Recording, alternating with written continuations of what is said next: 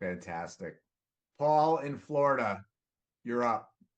Oh my goodness, Michael, thank you so much for your time. This has been so insightful, and I feel like your book really sums up the biggest challenge that I'm having of execution. So excited to read that.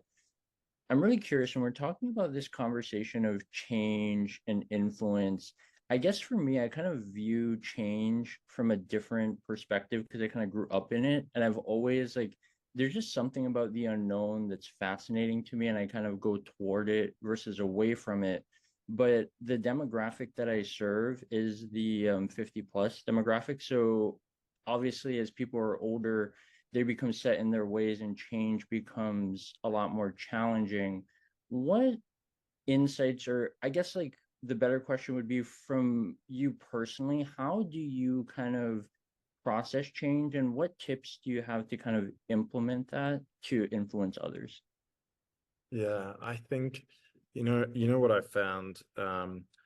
Yeah, we all have biases about how we operate, right? And even us, we've been going 15 years. We're guilty of sometimes getting stuck in our ways and resisting change. And you say, well, this is how it's always been. This is how it's always going to be. This method has always worked.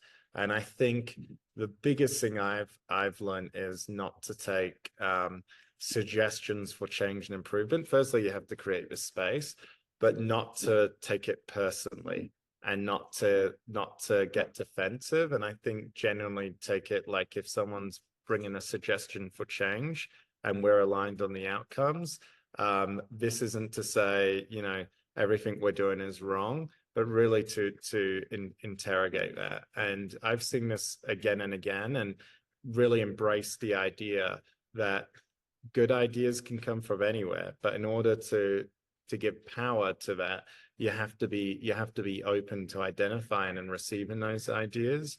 But again, I think a lot of that is also the people bringing suggestions forward and how you go about doing that as well. And there's a whole science involved and art in that. And sometimes I actually saw it on the weekend. I was at this conference in Portugal, and it was encouraging people to think about the sustainability ecosystem in Portugal.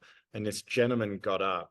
He had some incredible ideas about what they could do, but he began by basically saying, I disagree with everything you've just said. And language matters. And someone once said to me, after I had quite a heated call with someone gave me this piece of advice. They said, remember, it's not about winning an argument, it's about how people feel once they left. And I think, again, it comes back to that. Sometimes we have this desire to score points, win an argument, versus like, how are we leaving people feeling?